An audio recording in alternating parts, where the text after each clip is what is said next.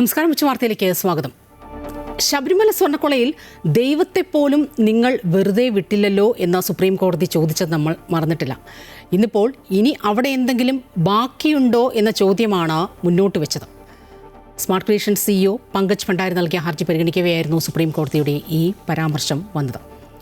Data ചോർച്ചയിൽ സംസ്ഥാനത്തിൻ്റെ മുഖ്യമന്ത്രിക്ക് തന്നെ ഹൈക്കോടതിയുടെ അതിരൂക്ഷ വിമർശനവും. വിശദമായ റിപ്പോർട്ടുകൾ നോക്കാം. ആദ്യം തലക്കെട്ടുകളിലേക്ക്.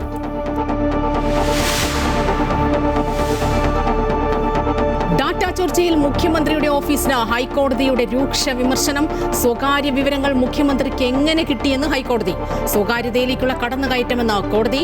ഡാറ്റാ ചോർത്തൽ കടുത്ത നിയമലംഘനമെന്നും വ്യക്തിയുടെ സ്വകാര്യതയ്ക്ക് സർക്കാർ എന്ത് വിലയാണ് നൽകുന്നതെന്നും കോടതി. നവകേരള സർവേ റദ്ദാക്കിയ ഹൈക്കോടതി ഉത്തരവ് സ്റ്റേ ചെയ്ത് സുപ്രീം കോടതി.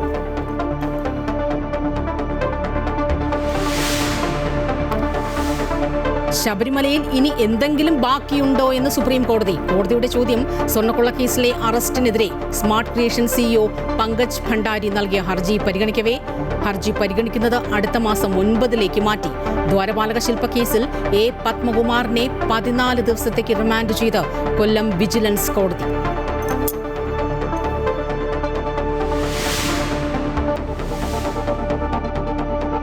പതിനാറാം നിയമസഭാ സമ്മേളനത്തിന്റെ സമാപന ദിവസവും ശബരിമല വിഷയത്തിൽ ഭരണ പ്രതിപക്ഷ വാക്പോര്. പ്ലക്കാർഡുകൾ ഉയർത്തി പ്രതിപക്ഷം നടുത്തളത്തിലിറങ്ങി. പ്രതിഷേധത്തെ തുടർന്ന് ചോദ്യോത്തരവേള റദ്ദാക്കി. നടപടികൾ വേഗത്തിൽ പൂർത്തിയാക്കി സഭ പിരിഞ്ഞു.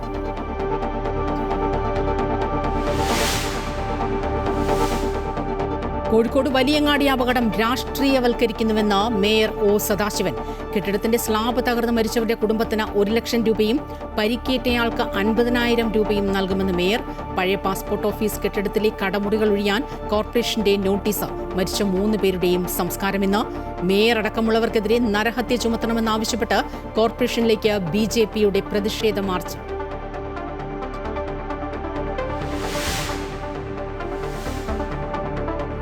രോഗികളെ വലച്ച് സർക്കാർ മെഡിക്കൽ കോളേജ് ഡോക്ടർമാരുടെ അനിശ്ചിതകാല സമരം 9ാം ദിവസം. നെടുമങ്ങാട് ജില്ലാ ആശുപത്രിയിലെ ഡോക്ടറുടെ സസ്പെൻഷനിൽ പ്രതിഷേധവുമായി KGMOയെ. ജില്ലയിലെ ഡോക്ടർമാർ കൂട്ട അവധിയെടുത്ത് പ്രതിഷേധിക്കുന്നു. സർക്കാരുമായുള്ള ചർച്ച പരാജയപ്പെട്ട സാഹചര്യത്തിൽ നാളെ മുതൽ സമരം ശക്തമാക്കുമെന്ന് KGM-CTA.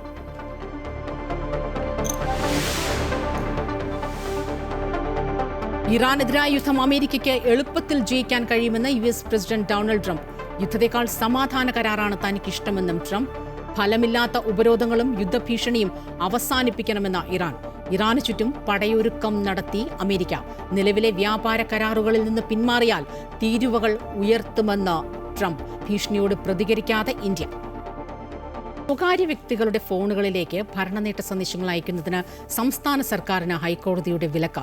വ്യക്തിഗത വിവരങ്ങൾ ചോർത്തിയെന്ന ആരോപണത്തിൽ മുഖ്യമന്ത്രിയുടെ ഓഫീസിന് കോടതിയുടെ രൂക്ഷ വിമർശനം. ഡാറ്റാ ചോർത്തൽ കടുത്ത നിയമലംഘനമാണെന്നും കോടതി നിരീക്ഷിച്ചു. വ്യക്തിയുടെ സ്വകാര്യതയ്ക്ക് സർക്കാർ എന്ത് വിലയാണ് നൽകുന്നതെന്നും കോടതി ചോദിച്ചു. വിവരങ്ങളുമായി അഡ്വക്കേറ്റ് രാജേഷ് ചേരുകയാണ്. രാജേഷ്, ഒരു സംസ്ഥാനത്തിന്റെ മുഖ്യമന്ത്രി തന്നെയാണ് ആ സംസ്ഥാനത്തെ ജനങ്ങളുടെ സ്വകാര്യതയിലേക്കുള്ള കടന്നുകയറ്റത്തിനുള്ള അത്തരത്തിലുള്ള നിലപാട് സ്വീകരിച്ചത് എന്ന് കോടതി നിരീക്ഷിക്കുകയാണ്. എന്താണ് വിഷയത്തിൽ കോടതി പറഞ്ഞത്? നിലവിൽ കടുത്ത നിയമവും സുപ്രീം കോടതിയുടെ മാർഗനിർദ്ദേശവും നിലനിൽക്കുന്നിടത്താണ് അതെല്ലാം കാറ്റിൽ പറത്തിക്കൊണ്ട് സംസ്ഥാന സർക്കാരിന്റെ ഭരണശിലാ കേന്ദ്രമായ മുഖ്യമന്ത്രിയുടെ ഓഫീസിൽ നിന്ന് തന്നെ ഇത്തരത്തിലൊരു ഒരു സന്ദേശം വരുന്നത്. ഈ സന്ദേശം സർക്കാർ ഉദ്യോഗസ്ഥരുടെ ഫോണുകളിലേക്കാണ് ആദ്യം വന്നത്. അവർ പല കാര്യത്തിനായി സർക്കാരിന് നൽകിയിട്ടുള്ള അവരുടെ സ്വകാര്യ ഫോൺ നമ്പറുകളിലേക്ക് സന്ദേശം എത്തുകയായിരുന്നു. ഇത്തരത്തിലുള്ള ക്ഷേമ പദ്ധതികൾ നടപ്പിലാക്കിയിട്ടുണ്ട്. സർക്കാർ ഉദ്യോഗസ്ഥരുടെ ശമ്പളവും ഡിയർനെസ് അലവൻസും അനുവദിച്ചിട്ടുണ്ട്. ശമ്പള പരിഷ്കരണത്തിന്റെ കാര്യങ്ങൾ ചെയ്തിട്ടുണ്ട്. അതുകൊണ്ട് തന്നെ സർക്കാർ മഹത്തരമാണ് എന്നുള്ള രീതിയിലുള്ള മെസ്സേജുകളാണ്. ഇത്തരം സന്ദേശങ്ങൾ ഇനി സാധാരണ ജനങ്ങളിലേക്കും കുറെ ഓഫീസുകളിൽ നൽകിയ ഫോൺ നമ്പറുകളിലേക്കൊക്കെ വന്നിട്ടുണ്ട്. ഇത് സ്വകാര്യതയുടെ കടുത്ത നിയമലംഘനമാണെന്നാണ് ഇപ്പോൾ ഹൈക്കോടതി വിലയിരുത്തിയിട്ടുള്ളത്. പ്രധാനമായും ഇതൊരു PR ഏജൻസി വഴിയായിരിക്കണം ഇത്തരത്തിലുള്ള മെസ്സേജുകൾ വന്നിട്ടുള്ളത്. അല്ലാതെ മുഖ്യമന്ത്രിയുടെ ഓഫീസിൽ നിന്ന് നേരിട്ട് അങ്ങനെ ഒരു സംവിധാനത്തിൽ ഇങ്ങനത്തെ സന്ദേശങ്ങൾ വരാൻ വരാൻ സാധ്യതയില്ല. അതുകൊണ്ട് തന്നെ ഇത് കടുത്ത നിയമലംഘനമാണ്. സ്വകാര്യ വ്യക്തികളുടെ ഫോൺ നമ്പറുകൾ മറ്റുള്ള ഏജൻസികൾക്ക് നൽകുന്നത് ഒരു തരത്തിലും അനുവദിക്കാനാവില്ല. അതുകൊണ്ട് തന്നെ ഇത്തരം സന്ദേശങ്ങൾ ഇനി ഇങ്ങനെയുള്ള രീതിയിലുള്ള ഫോൺ നമ്പറുകളിലേക്ക് അയക്കരുത് എന്നൊരു വിലക്ക് കൂടി ഹൈക്കോടതി പറഞ്ഞിട്ടുണ്ട്. വെള്ളിയാഴ്ച ഹർജി വീണ്ടും പരിഗണിക്കുമ്പോൾ സർക്കാർ ശക്തമായ അല്ലെങ്കിൽ വ്യക്തമായ കൃത്യമായ വിശദീകരണം നൽകേണ്ടി വരും. ഇല്ലെങ്കിൽ വീണ്ടും വലിയൊരു തിരിച്ചടിയിലേക്കാണ് സർക്കാരിന്റെ ഇത് പോകുന്നത്. എങ്ങനെ ഈ വിവരം ചോർന്നു, ഏത് രീതിയിലാണ് ഇത്തരത്തിലുള്ള സന്ദേശങ്ങൾ അയക്കപ്പെട്ടത്, ഇതെല്ലാം സർക്കാർ വിശദീകരിക്കേണ്ടി വരും. ഈ ഒരു പ്രതിസന്ധിയാണ് ഇപ്പോൾ ഈ തിരഞ്ഞെടുപ്പ് അടുത്തുകൊണ്ടിരിക്കുന്ന സമയത്ത് സംസ്ഥാന സർക്കാർ നേരിടുന്നത്. വ്യക്തിഗത വിവരങ്ങൾ ചോർത്തിയെന്ന ആരോപണത്തിൽ മുഖ്യമന്ത്രിയുടെ ഓഫീസിന് ഹൈക്കോടതിയുടെ രൂക്ഷ വിമർശനം. അഡ്വക്കേറ്റ് രാജേഷാണ് വിവരങ്ങളുമായി ചേർന്നത്. ശബരിമലയിൽ ഇനി എന്തെങ്കിലും ബാക്കിയുണ്ടോ എന്ന ചോദ്യവുമായി സുപ്രീം കോടതി. ശബരിമല സ്വർണ്ണക്കൊള്ള കേസിലെ അറസ്റ്റിനെതിരെ smart creations CEO Pankaj Bhandari നൽകിയ ഹർജി പരിഗണിക്കവെയാണ് സുപ്രീം കോടതിയുടെ ചോദ്യം. ജസ്റ്റിസുമാരായ ദീപാങ്കർ ദത്തയും സതീഷ് ചന്ദ്ര ശർമ്മയും അടങ്ങിയ ബെഞ്ചാണ് സ്വർണ്ണക്കൊള്ളയ്ക്കെതിരെ നിർണായകമായ പരാമർശം നടത്തിയത്. പങ്കജ് ഭണ്ഡാരിയുടെ ഹർജി പരിഗണിക്കുന്നത് സുപ്രീം കോടതി മാർച്ചിലേക്ക് മാറ്റി.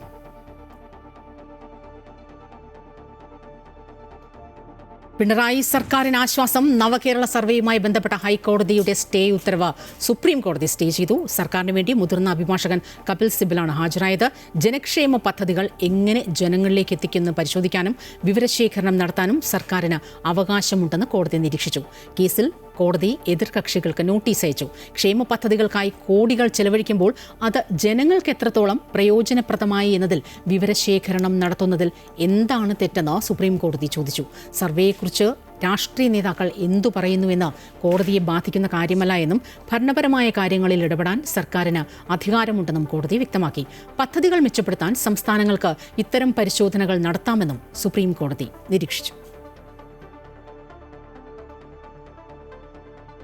ശബരിമല സ്വർണ്ണക്കവർച്ച കേസ് പത്മകുമാറിനെ വീണ്ടും റിമാൻഡ് ചെയ്തു. ദ്വാരപാലക ശില്പ കേസിലാണ് വീണ്ടും 14 ദിവസത്തേക്ക് റിമാൻഡ് ചെയ്തത്. കട്ടളപ്പാളി കേസിൽ പത്മകുമാറിന് സ്വാഭാവിക ജാമ്യം ലഭിച്ചിരുന്നു. വിവരങ്ങളുമായി സുധീഷ് ചേരുകയാണ്. സുധീഷ്, പത്മകുമാറിന്റെ റിമാൻഡ് പ്രതീക്ഷിച്ച് തന്നെയാണ് ദ്വാരപാലക ശില്പ കേസിൽ, രണ്ടാം കേസിൽ?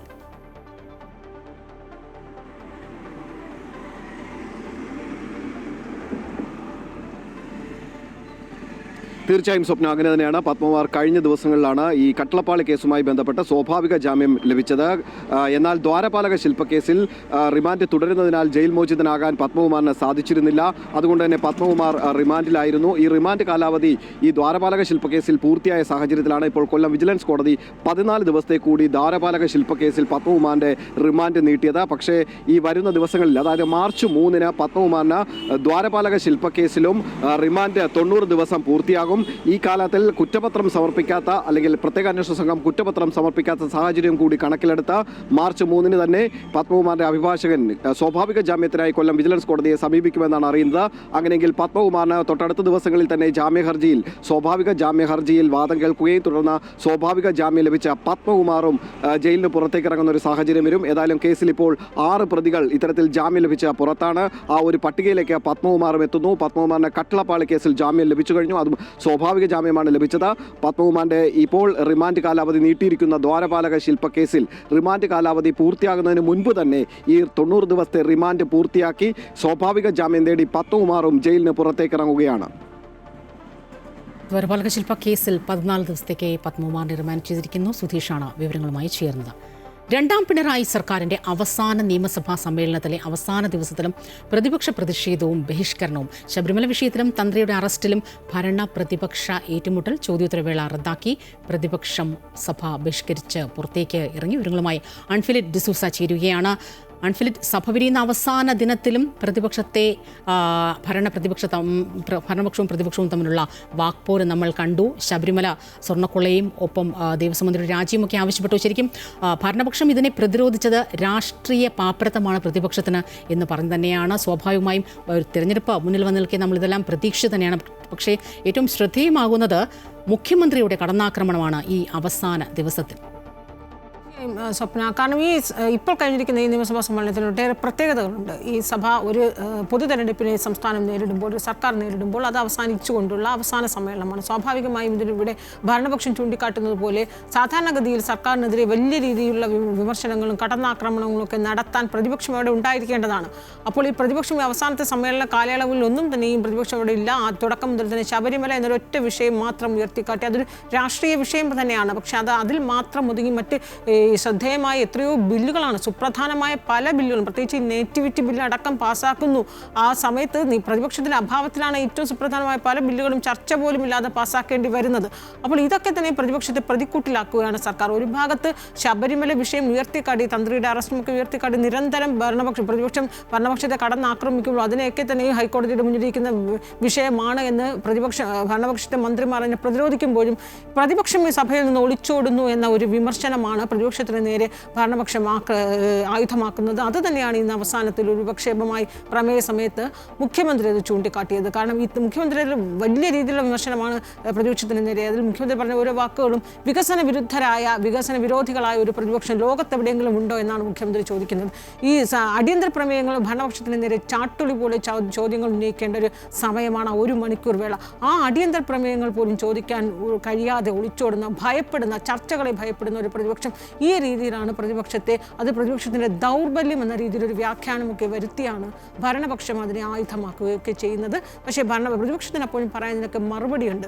ശബരിമല എന്നത് ഏറ്റവും നിർണായകമായ ഒരു വിഷയമാണ്. ആ വിഷയത്തിൽ എന്തുകൊണ്ട് തന്ത്രിയുടെ അറസ്റ്റ് അടക്കം വിജിലൻസ് കോടതിയിലുണ്ടായ പരാമർശങ്ങൾ അടക്കം ഉയർത്തിക്കാട്ടി രാഷ്ട്രീയമായ വിഷയത്തെ നേരിടുന്നു. അപ്പോഴും ഇന്ന് പി രാജീവ് സഭയിൽ സംസാരിച്ചുമ്പോൾ അദ്ദേഹം ഉന്നയിച്ചൊരു വിഷയം എന്ന് പറയുന്നത് ഒരുപക്ഷെ ഇനി വരും ദിവസങ്ങളിലൊക്കെ തന്നെ ചിലപ്പോൾ ചർച്ചയാകുന്ന ഒരു വിഷയമാണ്. അദ്ദേഹം ഈ വിജിലൻസ് കോടതിയിൽ നിന്ന് തന്ത്രിക്ക് ജാമ്യം ലഭിക്കുമ്പോൾ ഉണ്ടായിരുന്ന വിജിലൻസ് കോടതിയുടെ പരാമർശമൊക്കെ ഉയർത്തിക്കാട്ടി വിജിലൻസ് കോടതി അങ്ങനെ ഒരു പരാമർശം നടത്തിയതിൽ, അതായത് ഒരൊറ്റ തെളിവ് പോലും SITക്ക് നൽകാൻ കഴിഞ്ഞില്ലല്ലോ എന്നാണ് വിജിലൻസ് കോടതി ആ പരാമർശത്തെ സംശയത്തിൻ്റെ നിഴലിലാണ് വിജിലൻസ് കോടതിയുടെ വിധിയെ നിയമമന്ത്രി പി രാജീവ് സഭയിൽ പറയുന്നത്. വിജിലൻസ് കോടതിക്ക് അപ്പുറത്തേക്ക് സുപ്രീം കോടതി ഉണ്ടല്ലോ എന്നൊക്കെ പറയുമ്പോൾ വിജിലൻസ് കോടതിയുടെ വിധി അദ്ദേഹം സംശയത്തിന് നിഴലിൽ നിർത്തുന്നു. അതൊക്കെ ഒരുപക്ഷെ വരും ദിവസങ്ങളൊക്കെ ചർച്ചയാകും. അങ്ങനെ എന്തായാലും ഈ 15ാം നിയമസഭ ചരിത്രമായി മാറുകയാണ്. ഏറ്റവും കൂടുതൽ സുപ്രധാനമായ ബില്ലുകൾ പാസ്സാക്കി, ഏറ്റവും കൂടുതൽ അടിയന്തര പ്രമേയങ്ങൾ ചർച്ചയ്ക്കെടുത്ത, അങ്ങനെ ഒത്തിരി റെക്കോർഡുകൾ ബാക്കി വെച്ചുകൊണ്ടാണ് ഈ സഭ പ്രത്യേകതകളും റെക്കോർഡുകളും ഒക്കെ ബാക്കി വെച്ചാണ് ഇത്തവണത്തെ നിയമസഭാ സമ്മേളനം അവസാനിക്കുന്നത്. ഇന്നത്തെ ചില പ്രതികരണങ്ങളിലേക്ക് കൂടി നമുക്ക് കടക്കേണ്ടതുണ്ട്. കെ ബാബുവിൻ്റെതാണ്. തന്ത്രിയെ അനാവശ്യമായി 40 ദിവസം ജയിലിലടച്ചതിന് ജനങ്ങളോട് എന്തു മറുപടി നൽകുമെന്നാണ് കെ ബാബു ഇന്ന് രാവിലെ ചോദിച്ചത്. ദേവസ്വം മന്ത്രി രാജിവെക്കണമെന്നും മുഖ്യമന്ത്രിയുടെ ഇടപെടൽ നിർത്തണമെന്നും ബാബു സഭയിൽ ആവശ്യപ്പെട്ടു. സമ്മർദ്ദം അവസാനിപ്പിക്കണമെന്ന് ആവശ്യപ്പെട്ടുകൊണ്ട് ഈ സമ്മേളനം ആരംഭിച്ച സമയം മുതൽ സഭയ്ക്കകത്തും പുറത്തും ഞങ്ങൾ സഭയുമായി ഗവൺമെൻറ്റുമായി നിസ്സഹരിച്ചുകൊണ്ടിരിക്കുകയാണ്. ഇന്നും അത് തുടരാൻ തന്നെയാണ് ഞങ്ങളുടെ തീരുമാനം. സാർ, ഇന്നലെ ബഹുമാനപ്പെട്ട മന്ത്രിമാർ പറഞ്ഞപ്പോൾ ഞങ്ങൾ തന്ത്രിയുടെ വക്കാലത്ത് ഏറ്റെടുത്തിരിക്കുകയാണെന്ന് പറഞ്ഞു. സാർ, ഞങ്ങളുടേതായി ഒന്നും പറഞ്ഞിട്ടില്ല. കോടതി പറഞ്ഞ കാര്യങ്ങളാണ് പറഞ്ഞത്. സാർ, കോടതി പറഞ്ഞിരിക്കുന്ന ഒരു കാര്യം കൂടി പറയാം. സാർ, കോടതി പറഞ്ഞത്, കൊല്ലം വിജിലൻസ് കോടതി പറഞ്ഞത്, very importantly there is nothing. സംസ്ഥാനത്ത് നശീകരണാത്മകമായ പ്രതിപക്ഷമെന്നാണ് മന്ത്രി പി രാജീവ് തിരിച്ചടിച്ചത്. സർക്കാരിനെതിരെ എന്തുകൊണ്ട് അവിശ്വാസ പ്രമേയം കൊണ്ടുവന്നില്ല എന്ന് പി രാജീവ് ചോദിച്ചു. പ്രതിപക്ഷത്തിന് ജനങ്ങളുടെ മുന്നിൽ തുറന്നു കാട്ടപ്പെടുമെന്ന ഭയമാണ്. ഇടതുമന്ത്രിമാരുടെ പേരിൽ ഒരു അഴിമതി ആരോപണം പോലും പ്രതിപക്ഷത്തിന് ചൂണ്ടിക്കാട്ടാൻ ഇതുവരെ കഴിഞ്ഞു.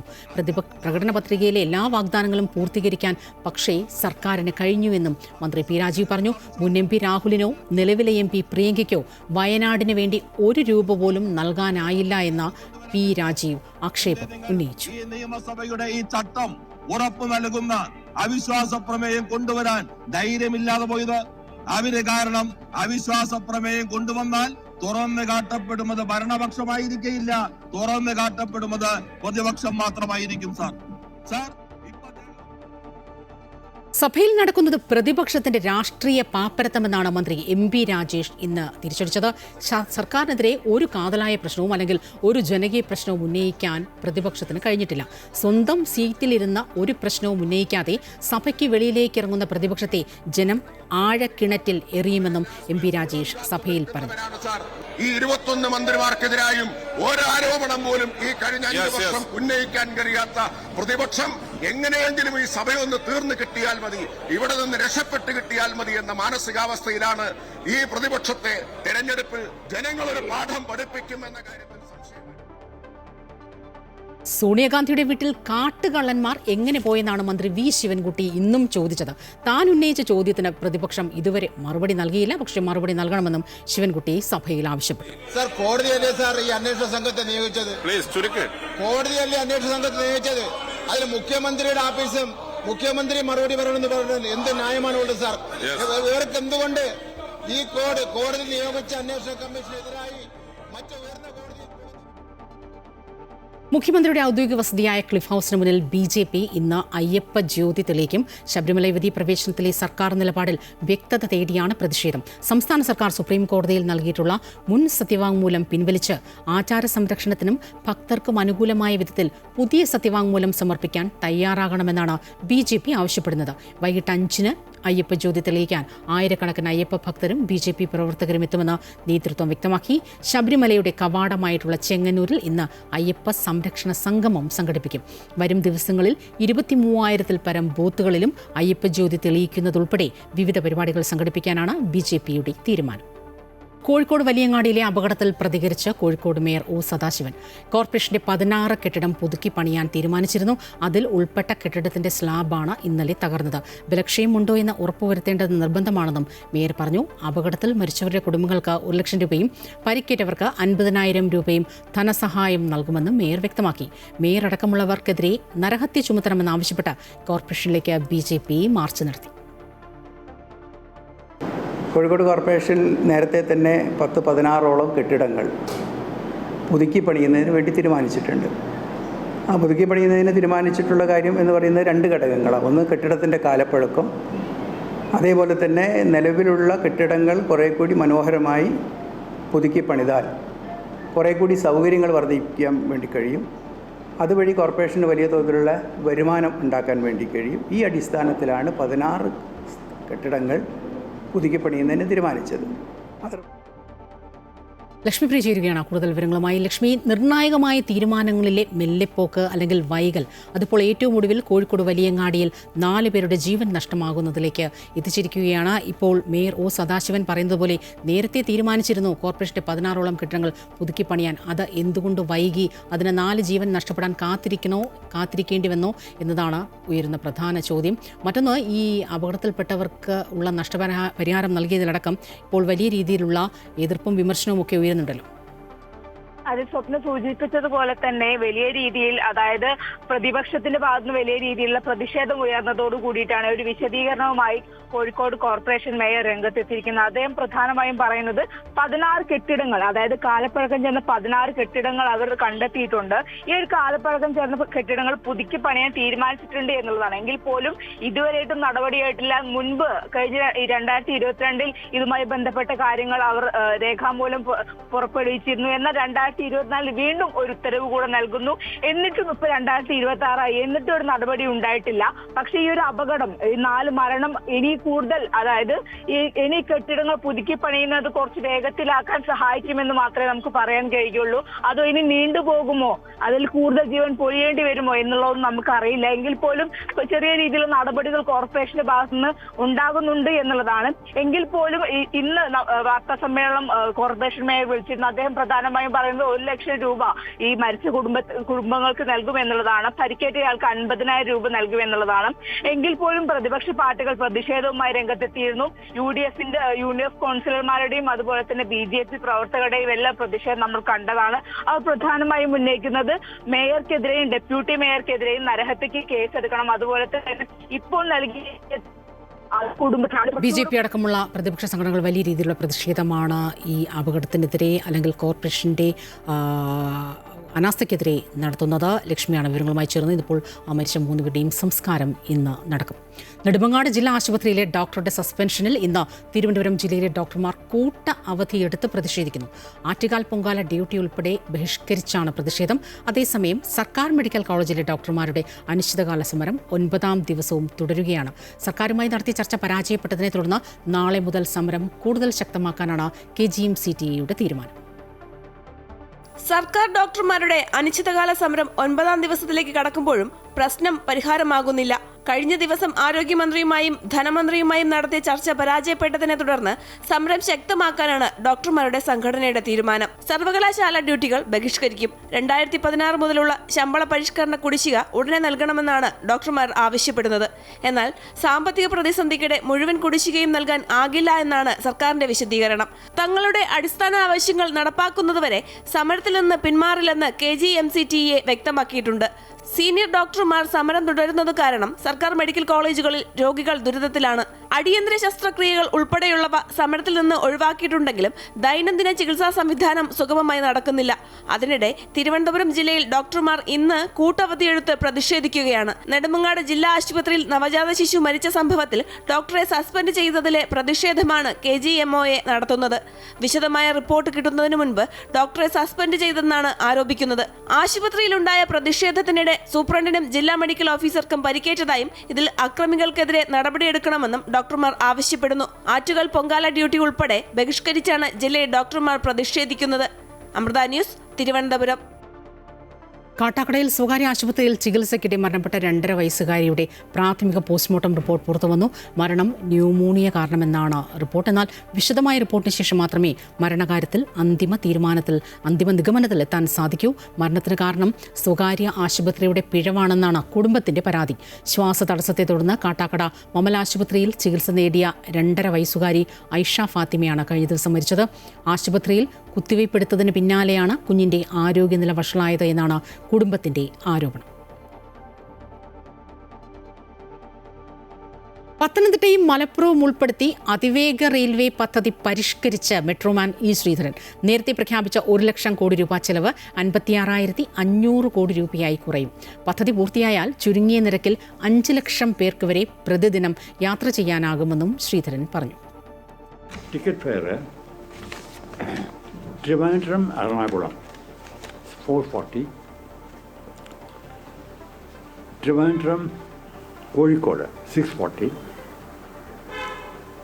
ട്രിവാൻഡ്രം കണ്ണൂർ 780. ഈ സ്ഥലങ്ങളിലൊക്കെ നിങ്ങൾ ബസ്സസ് ഓടുന്നുണ്ട്. KSRTC ബസ്സൊക്കെ കമ്പൈൻ ആണെങ്കിൽ bus fare is much more than this. ഇപ്പോഴത്തെ ബസ് ഫെയറിൻ്റെ എങ്ങനെ വളരെ മീതിയാണ്. ഇറാനെതിരായ യുദ്ധം അമേരിക്കയ്ക്ക് എളുപ്പത്തിൽ ജയിക്കാൻ കഴിയുമെന്ന് US പ്രസിഡന്റ് ഡൊണാൾഡ് ട്രംപ്. യുദ്ധത്തെക്കാൾ സമാധാന കരാറാണ് തനിക്കിഷ്ടമെന്നും ട്രംപ് പറഞ്ഞു. അതേസമയം ഫലമില്ലാത്ത ഉപരോധങ്ങളും യുദ്ധഭീഷണിയും അവസാനിപ്പിക്കണമെന്ന് ഇറാൻ ആവശ്യപ്പെട്ടു. ഇറാന് ചുറ്റും പടയൊരുക്കം നടത്തിയിരിക്കുകയാണ് അമേരിക്ക. അമേരിക്കയുടെ ഭാഗത്തു നിന്നുമുണ്ടാകുന്ന ഏത് ചെറിയ സൈനിക നീക്കവും യുദ്ധപ്രഖ്യാപനമായി കാണുമെന്ന് ഇറാനും വ്യക്തമാക്കിയിട്ടുണ്ട്. അതിനിടെ ആണവ പരിശോധന നടത്താൻ ഇറാൻ ഉപാധികൾ മുന്നോട്ട് വെച്ചതായും റിപ്പോർട്ടുണ്ട്. വ്യാഴാഴ്ച ജനീവയിലെ 3ാം റൗണ്ട് ചർച്ചകളിൽ ഉറ്റുനോക്കുകയാണ് ലോകരാഷ്ട്രങ്ങൾ. യുദ്ധഭീതിക്കിടെ ഇറാനിലെ ഇന്ത്യൻ പൗരന്മാരോട് രാജ്യം വിടാൻ കേന്ദ്ര സർക്കാർ നിർദ്ദേശം നൽകി. ലബനോണിലെ ബെയ്റൂട്ട് എംബസിയിൽ നിന്ന് അത്യാവശ്യമല്ലാത്ത ജീവനക്കാരോടും അവരുടെ കുടുംബങ്ങളോടും രാജ്യം വിടാൻ അമേരിക്കയും നിർദ്ദേശിച്ചിട്ടുണ്ട്. വ്യാപാര കരാറുകളിൽ നിന്ന് പിന്മാറുന്ന രാജ്യങ്ങൾക്ക് മുന്നറിയിപ്പ് നൽകിയ അമേരിക്കൻ പ്രസിഡന്റ് ഡൊണാൾഡ് ട്രംപ്. കരാറിൽ നിന്ന് രാജ്യങ്ങൾ പിന്മാറിയാൽ കൂടുതൽ തീരുവ നൽകേണ്ടി വരുമെന്നാണ് ട്രംപിന്റെ മുന്നറിയിപ്പ്. അതേസമയം ട്രംപിന്റെ ഭീഷണിയോട് ഇന്ത്യ പ്രതികരിച്ചിട്ടില്ല. ശബരിമല വിഷയത്തെ പ്രതിരോധിക്കാൻ സർക്കാരിന് കഴിയാതെ പോയെന്ന് SNDP യോഗം ജനറൽ സെക്രട്ടറി വെള്ളാപ്പള്ളി നടേശൻ. സ്ത്രീ പ്രവേശനത്തെ സർക്കാർ അനുകൂലിക്കരുത് എന്നാണ് തന്റെ നിലപാട്. ശബരിമല വിഷയം മാർക്കറ്റിംഗ് പ്രചാരണത്തിൽ UDF ആണ് മുന്നിൽ. തന്ത്രി വിഷയം പ്രതിപക്ഷം ആയുധമാക്കി. അതിനെ വേണ്ട രീതിയിൽ പ്രതിരോധിക്കാൻ ഭരണപക്ഷത്തിന് കഴിഞ്ഞില്ല. തിരഞ്ഞെടുപ്പ് കഴിയുമ്പോൾ തന്ത്രിയും മന്ത്രിയും വിഷയം മാറുമെന്നും വെള്ളാപ്പള്ളി നടേശൻ കൊല്ലത്ത് പ്രതികരിച്ചു. കാരണം സ്ത്രീ പ്രവേശനം പാടില്ല. അന്ന് വിധി വന്നപ്പോഴേ ഞാനെന്താ പറഞ്ഞത്, നിരാശാജനകമാണ്. ഒരു കാരണവശാലും സ്ത്രീകൾ പോകരുത്, ഒരു സ്ത്രീകൾ പോകില്ലെന്ന് ഞാൻ വിശ്വസിക്കുന്നു എന്നാണ് ഞാൻ പറഞ്ഞത്. ആ നിലപാടിൽ ഇപ്പോഴും നിൽക്കുന്നു. ഉച്ചകോടിയിലെ പ്രതിഷേധവുമായി ബന്ധപ്പെട്ട യൂത്ത് കോൺഗ്രസ് ദേശീയ അധ്യക്ഷൻ ഉദയ് ഭാനു ചിബിനെ ഡൽഹി പോലീസ് അറസ്റ്റ് ചെയ്തു. ഇന്നലെ രാത്രി മുതൽ ചിബിനെ പോലീസ് ചോദ്യം ചെയ്തു വരികയായിരുന്നു. ക്രിമിനൽ ഗൂഢാലോചന, പൊതുപ്രവർത്തകനെ ബോധപൂർവം ഉപദ്രവിക്കൽ, ജോലി തടസ്സപ്പെടുത്തൽ, നിയമലംഘനം എന്നീ കുറ്റങ്ങളാണ് ഉദയ് ഭാനു ചിബിനെതിരെ ചുമത്തിയിരിക്കുന്നത്. ഇതുവരെ കേസിൽ 7 പേർ അറസ്റ്റിലാണ്.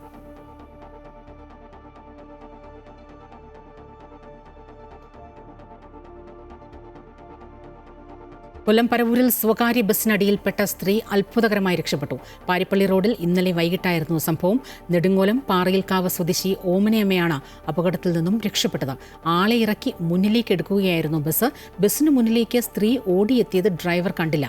ബസ് തട്ടി വീണ സ്ത്രീയെ മറികടന്നാണ് ബസ് മുന്നോട്ട് നീങ്ങിയത്.